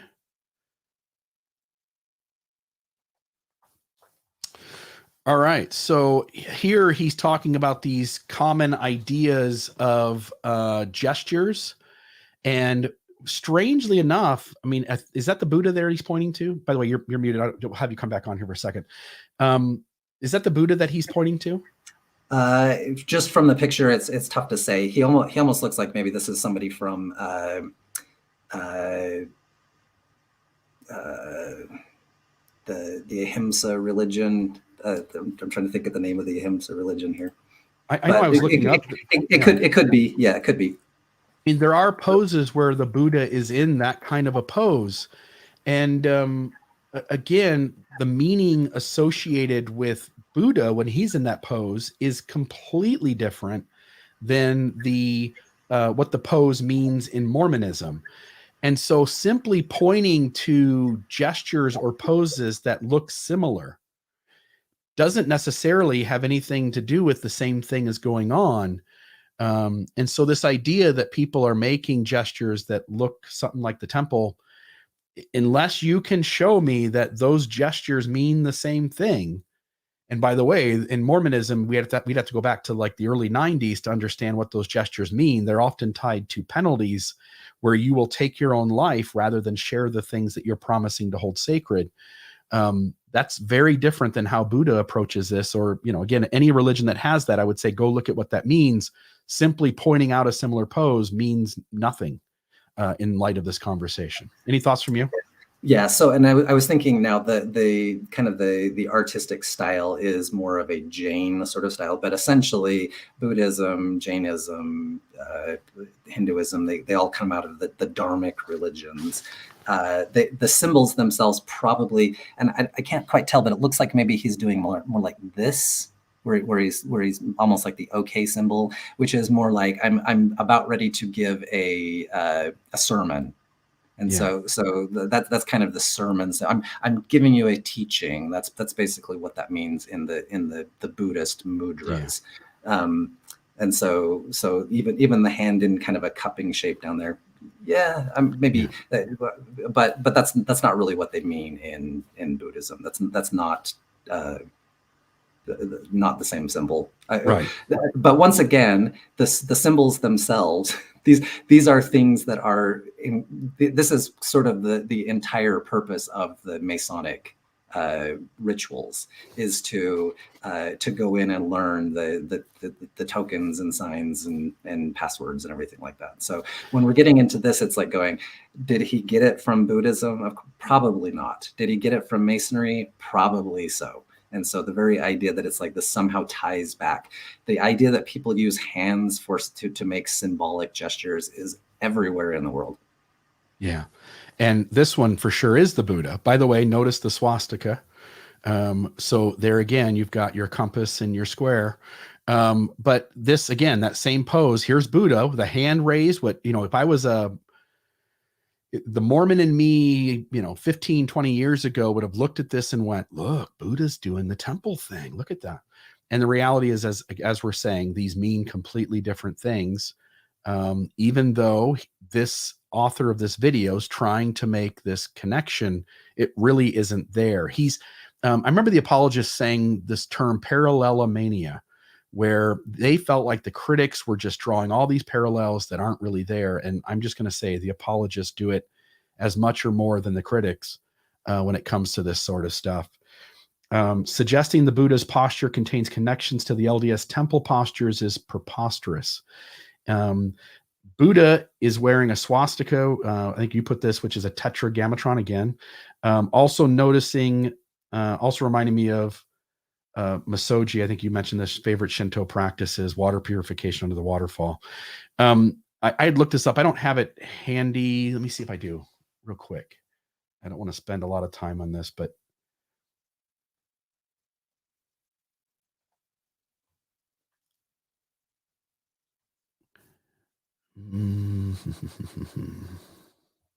so if we go down and find the hands of the Buddha are slender, right hand is in the mudra of imparting fearlessness, indicating compassion of the Buddha to save suffering, signifying the hand out in front of him, signifying that the Buddha truth is eternal and will spread to the 10 directions of the universe. Again, it just means something completely different. Any thoughts from you on that one?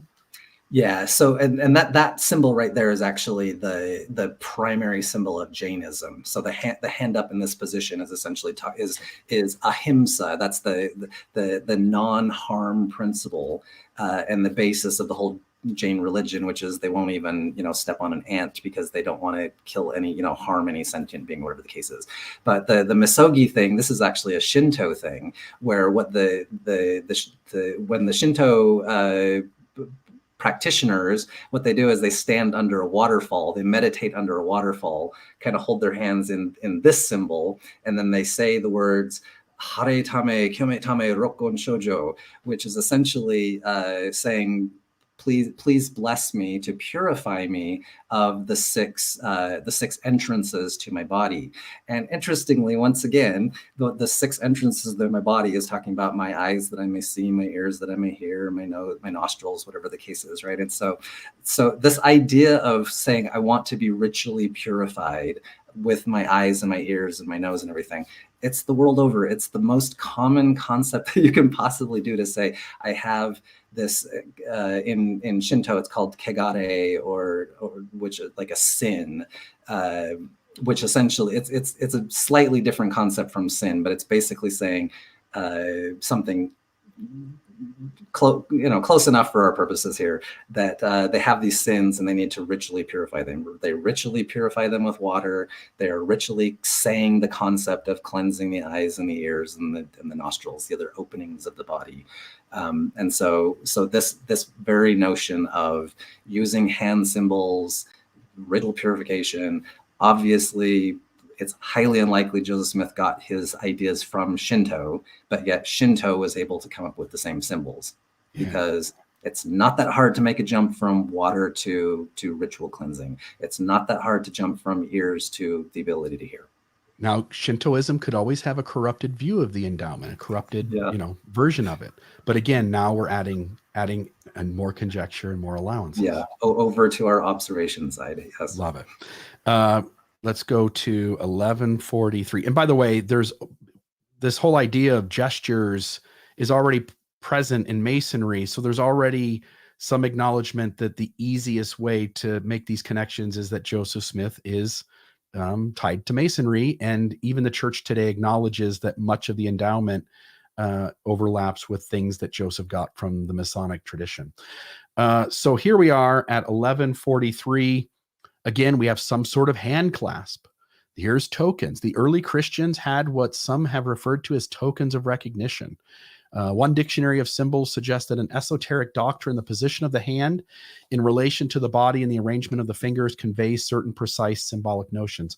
And I'll just note here, if you take away all the technology of a modern society, there's a different way of doing business in old world, that whenever a human being traveled from one location to another, if he needed to convey what his standing was in his society or what his skill set was in order to convey that he was trustworthy, there were certain grasps known essentially as tokens that he could go into some other place and go, I am a trained carpenter. You can trust me because I know the clasp of a trained carpenter.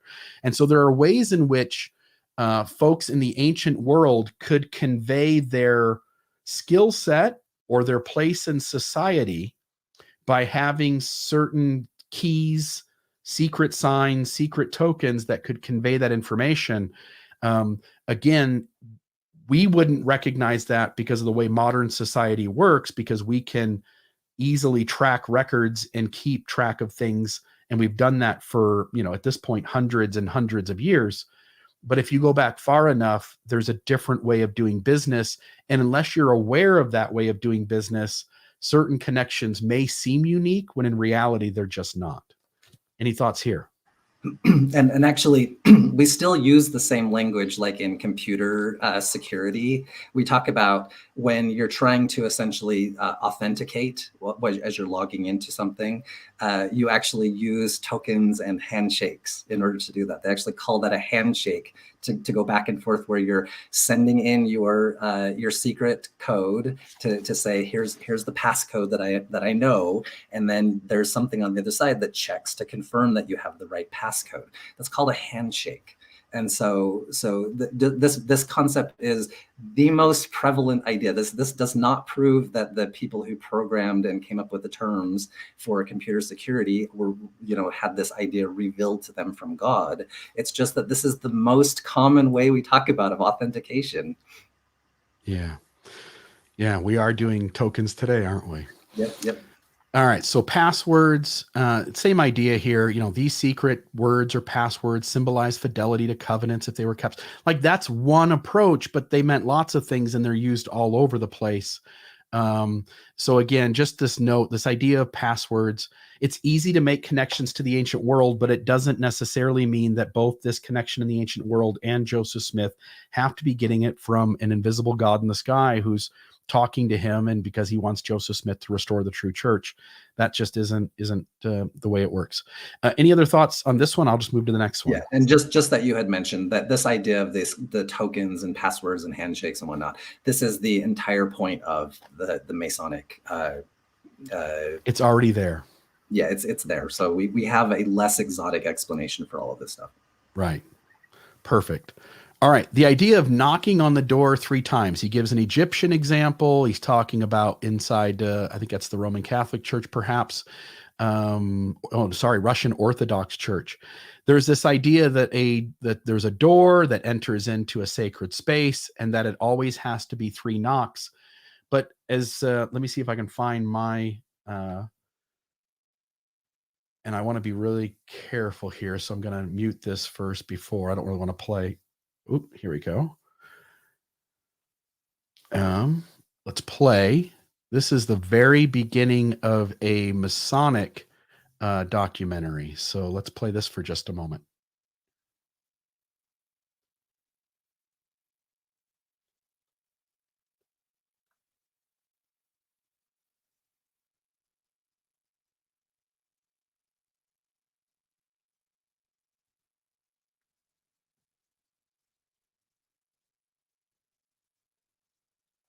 Perfect.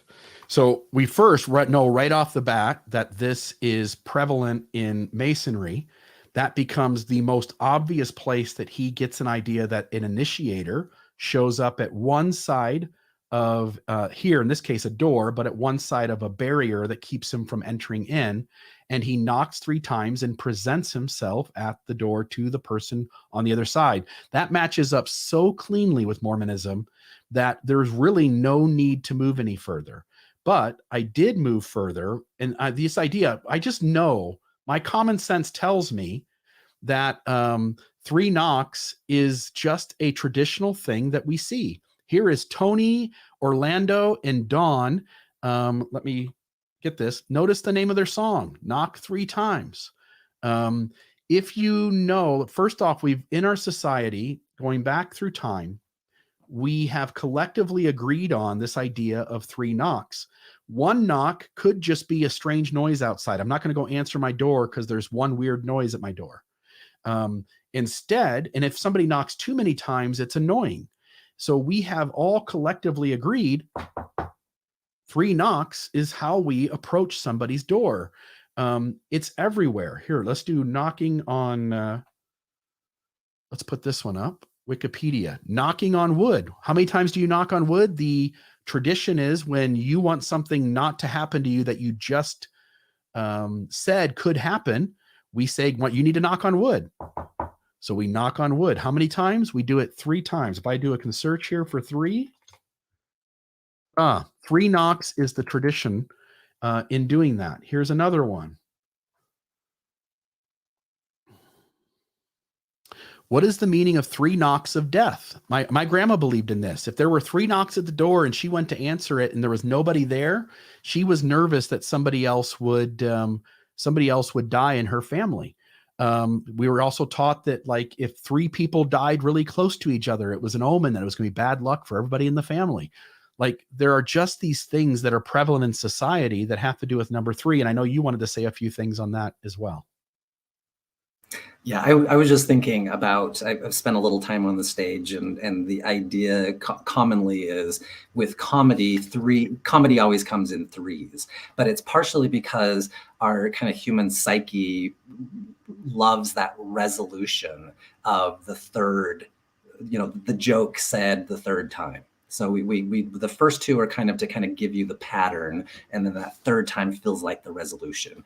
And so that's basically, we love 3s. We love things to happen in 3s. And so this idea of 3 knocks on the door, once again, it's just like, why not 17 knocks on the door? If there were 17 knocks on the door, and then we found this kind of hidden document later that talked about that, in the ancient Israel temple they did 17 knocks. It's like 17 is a really weird number. Yeah.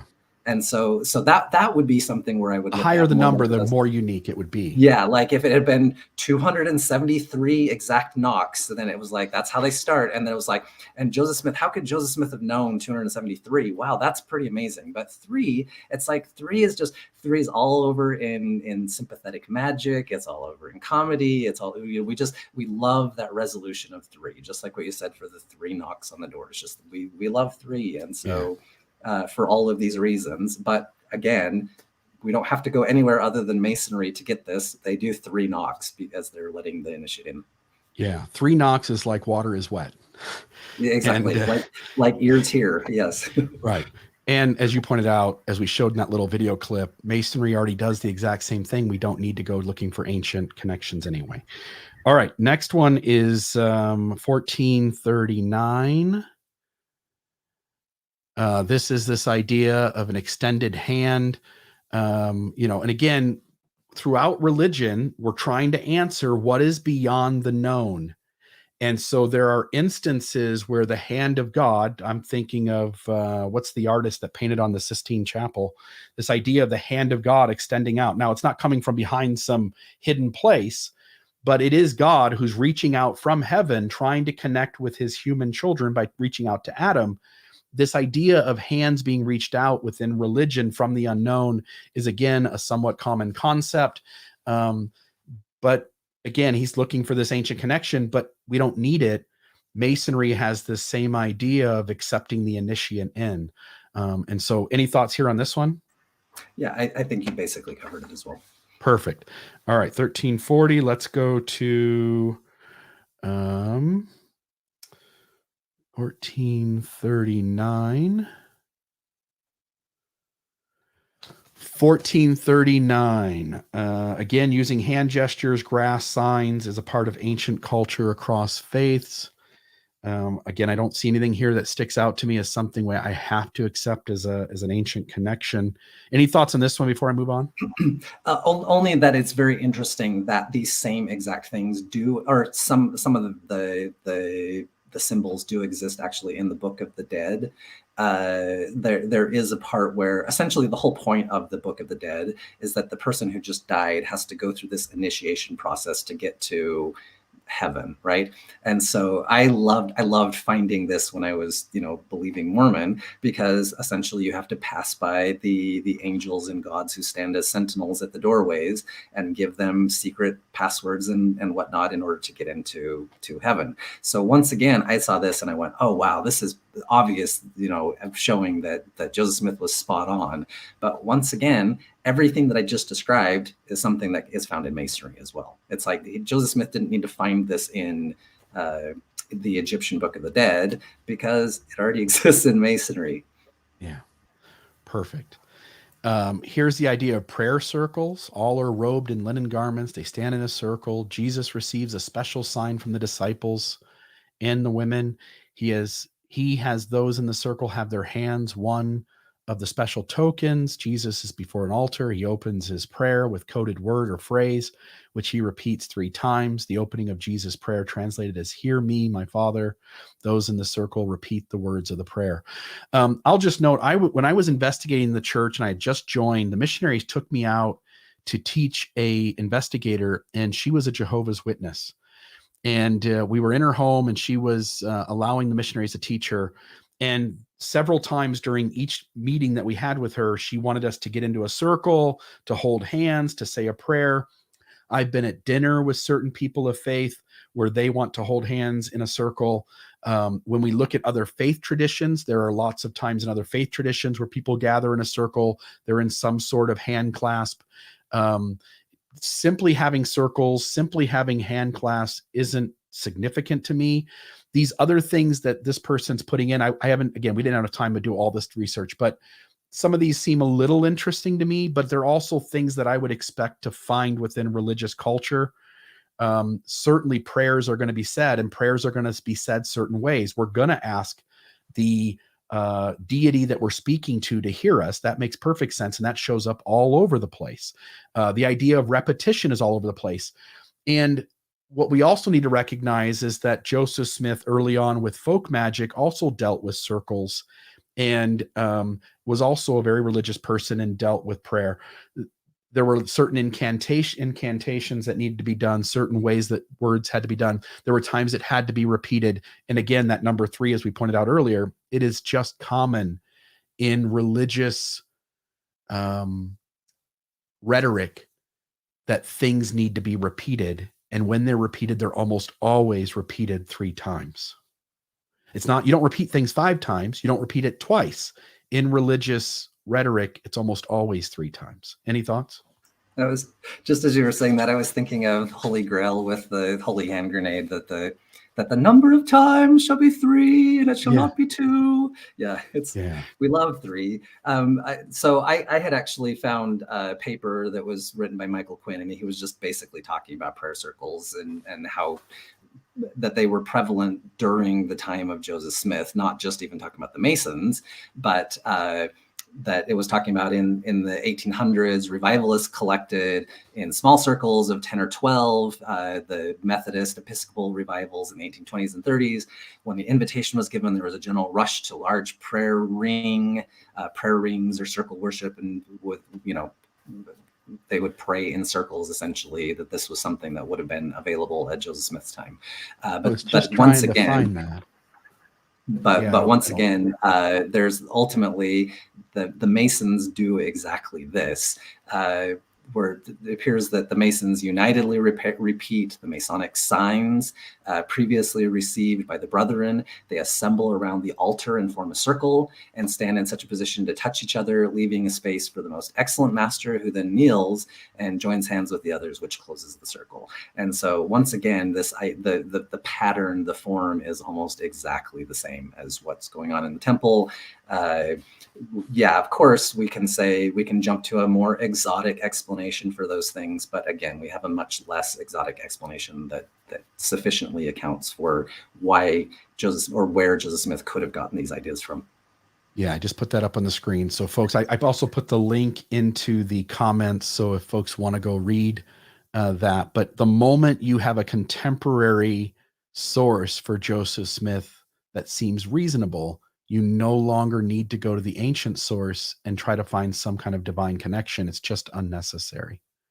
The cat is in the room. We don't need to jump to aliens to get there. Yeah, perfect.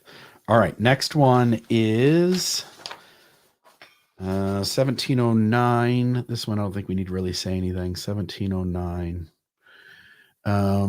Large collection early documents. Throughout these texts are references to temple terms such as laver, altar, sacrifice, incense, priest, Levite, high priest. Again, we don't need the ancient connection. It's already in the Old Testament anyway, and we already know that Joseph values the Old Testament temple because of the Book of Mormon. 1845. Let's go here. Okay, so this is the idea of becoming kings and queens. Notice here, Revelation 3:21 through 22. We already know, too, that the biblical theology of the New Testament is that we are to become like Christ, who becomes like the Father. We already call Christ the King of Kings. Like, that idea is already there. Joseph Smith lives at a time and in a place where his country had just separated from a monarchy. There's royalty in their ideology. There's royalty and monarchy in the concepts that they associate and identify and connect with the world around them. So nothing necessary as well. Again, there's just nothing outside of Joseph's milieu that we would need to go find an ancient source for this. Any thoughts there? Only that I think it's interesting that it's almost like trying to take the common people who are not royalty and give them the ceremony that makes them feel like they're royalty. And so the idea that the Masons themselves, appear to have kind of formed together in the 1700s. Maybe it extends back a little earlier than that, but probably not. But the point is that it's basically taking these common people and sort of giving them that feeling of going through almost like an enthronement ceremony. And so, and literally says this in the Mormon temple, talking about becoming kings and priests, right? And so the very idea that they're being kind of walking through sort of an enthronement ceremony probably does come from this very idea. It probably does come from the concept of the enthronement of the actual royalty that they came from. So there may be a connection here, but there's probably a connection for the same reason that there's a connection in the Masons. And then also I wanted to point out his use of the word perhaps here. He says he uses the word perhaps several times in that paragraph. And again, this is more like that last equation that we were looking at with the putting God on both sides of the equation in order to get this. Perhaps, let's pretend like that there is some observation, and so that we can reach this other, pretend a theory so we can reach a theory sort of thing. Yeah. That's essentially what that paragraph's doing there. Notice certain language, folks. When you're listening to someone defend the church, notice the what if, perhaps, maybe, could have been. We don't know, but it's going to need us to require, we're going to have faith. Anytime someone suggests faith at what you say, they're basically saying, like, let's just put the data aside and let's just believe anyway. These same kinds of things happen with these words, perhaps, maybe, what if. Soon as someone acknowledges that, you almost can be certain they are doing the thing Spencer is talking about, which is they want to take things on one side and take them out, or they want to take things on the other side and add them in. There's some sort of word game being played here where they're trying to create space in your head when the data doesn't really have the space on its own. So I call this straddling the equation, right? It's so essentially anytime, sure, somebody could show me another example that maybe doesn't fit this, but every example I have ever seen of someone invoking the term faith, they're putting theory on the observation side. The whole purpose of faith, the whole purpose of even needing to invoke the word faith in the first place is so you can put theory on the observation side so that you can come to your theory. I feel good, hence I'm going to ignore the rational argument. Yep. Yeah. All right. So there's that. Let's go to the next one. We are at 1846, so now we'll be 2017. And I think this is going to end up well. We got about 7 minutes left and just a couple of slides left to do. 2017. So here's the idea of a procession of some sort. Coronation and other enthronement rites often begin with processions or marches, which can include the entrance of royalty, heads of state. Da, da, da, da. He says sacred rooms that are prepared for coronation ceremonies. So people proceed to an end location where sacred things are going to happen, such as a new king is or a new queen has a coronation upon them, right? Sacred music often accompanies this. Again, I hope people are noticing. Can you sense how much of a stretch this is? This idea will be everywhere. These are basic themes to human ritual and human myth. We always need, any moment we lost one king to death and we're going to coronate a new one, we need some marker in place that says at this moment that person took over leadership. And so rituals and rites are often meant to be outward indicators of a moment in time where something has transpired or occurred. So in every religion, in every political system, in every, when President Biden went up to the stand and puts his hand on a Bible and says certain words, there are certain rites that are meant. And even in that presidential thing, there are certain processions that take place in that day of activities. Just notice there's nothing special going on here. This is what humans have been doing for a few thousand years at a minimum. Any thoughts here? Only to emphasize your word stretch there. I think of everything that is in this video, this is probably the greatest stretch to say that people walk into a building in order to have a ceremony. It's like, how else are you going to have a ceremony if people don't walk into the building? But right. Anyway, laying that aside, I want to reemphasize as well that the guy is looking, the guy who made this video is looking for things. Obviously he stretched with this one. This is the most stretchy thing, but probably in the same frame of mind back in my Mormon days, I would have been happy about this too. Yeah. All right. So here's this idea that initiants will be given a new name. He's pointing at all these ancient sources, somewhat modern, and then even really ancient Egypt. Pharaohs received a throne name as opposed to a temple name. Again, first off, this is completely unnecessary simply because in Masonry, if I look for new name, look at that. I also present you with a new name. So it's already in Masonry that somebody gets a new name. Hence, we don't need to look further.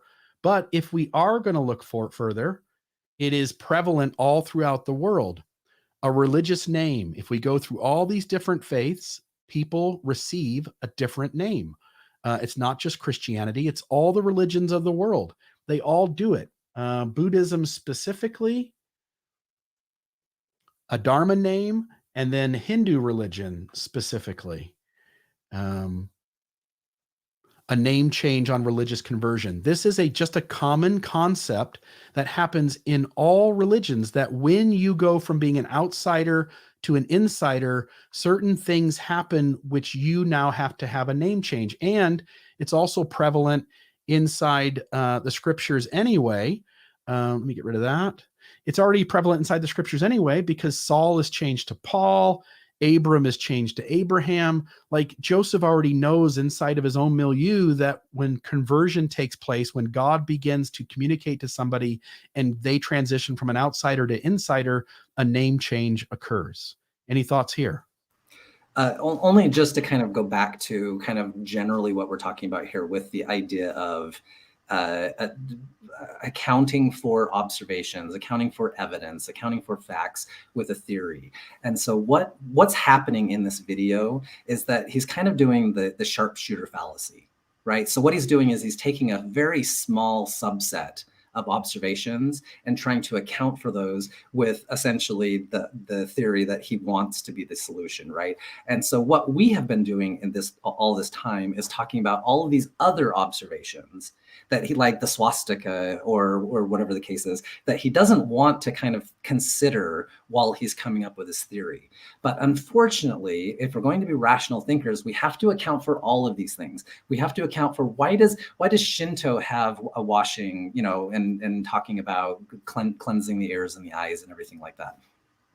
Why do the new names exist in Buddhism? And so in order to come up with a rational explanation, well, again, going back to what you had said, you know, maybe an hour or so ago, well, maybe there was some common religion that was common to all of them, and all of them really descended from you know, Judaism or whatever. But again, that's a what if, right? That's a what if that takes much more conjecture than just saying, these are, the number 3 is a totally common thing to do with Knox, that the ears, common symbolism of ears is to hear. The idea that these things are just all over the world is because that's how we think about these symbols. They perform, the ears perform a literal function of hearing. And so symbolically, we think of them as ears to hear. Water performs a literal function of cleansing. And so symbolically, we think of it as cleansing with water. It didn't take some person to come bring this knowledge down to the different groups of people all over the world. It just comes from the idea that that's what we use water for. That's what we use ears for. And so obviously they become common symbols. And so, but the point with all of this is, when you're trying to account for all of this evidence, you have to account for all the evidence, not just the evidence that you want to look at in order to come to your conclusion. Yeah. Yeah. All right. And then the last slide here, 2107. There's more slides, but I just didn't see anything that was worth covering. It's kind of him wrapping up. But 2107, washing and anointing. The coronation ceremony for Tai King Maha. Again, he's doing the work for us, right? Like he's showing like, look, this is just common stuff that's found in themes throughout the world. At the very beginning of the slideshow, I put up 2 Wikipedia pages that had to do with ritual purification and with washing and anointing. And they are found throughout various religions, going across time and space. This just isn't anything new. It's already in the Bible itself. There isn't any need to go like, hey, all of the religions across time and space all have some sort of insight into Heavenly Father's revelation, and hence Joseph Smith connected with it too, and hence the church is true. When in reality, the critical thinker goes like, I would expect to find washing and anointing within the religion that Joseph Smith creates, because it's in the religion he came from, and it's in his milieu, and it's all across time and space as a common concept that religious myth creators come up with. Any thoughts there? Just that I agree. This is kind of the basic theme and concept that we've been going through. So, okay, I didn't know if we'd get it done in 2 hours, Spencer, but we did it. I think we did great. Yeah. Perfect. Love it. We're not going to be as charismatic or as exciting as that guy's video that we just covered, but I think that at the end of the day, critical thinking should always win. And I think we showed that rationally, this video is just not as exciting as it looks on the first glance. Any conclusion thoughts from you before we close? Just thanks so much for having me, and this was lots of fun to go through this video. I just, once again, I just want to say I would have been exactly in the same situation as that guy, totally starry-eyed, excited, because I was starry-eyed and excited. I loved reading Nibley's Temple and Cosmos and all those books, because I wanted to find something, right? I wanted to find these connections that help support my belief. But that's the whole point. I really, really wanted it to be true. And so I'll do everything I can to put my want into, you know, smuggle my want into the observation side in order to come up with a theory that I want. Love it. Folks, if you're watching this right now on YouTube, would you please hit the subscribe button, hit the like button. The more of you that hit the like button, the more this shows up in other folks' YouTube searches and as they're looking at other things today. Just really want to make sure that we get some coverage of this. And then also, folks, we survive on donations. We're a federally approved nonprofit 501c3. If you would go to Mormon Discussions.org or MormonDiscussionPodcast.org or mdpodcast.org. Click the donate button and just send us a few bucks. Spencer and I here spent a couple of hours kind of chatting about this, and this is what we do week in and week out. It's how our nonprofit survives. Spence, thanks so much for being on today. And I really appreciate your friendship, and I really appreciate your brain. You have been, more than anyone else in my world, you have helped me to think rationally and critically about it in ways that I no longer tolerate the BS that comes out of apologetic arguments. And I just want to say thank you for who you are and all the work you've put in to be a critical thinker. Thanks, Bill. And I appreciate your friendship too. And I really, really appreciate our discussions. They've helped me be a rational thinker as well. So I think the feeling is very mutual. Love it. Love it. Folks, it all came from Masonry for the most part, and anywhere else that's in his world. Have a great day, and hope you folks enjoyed it. And we'll look forward to seeing you on the next episode.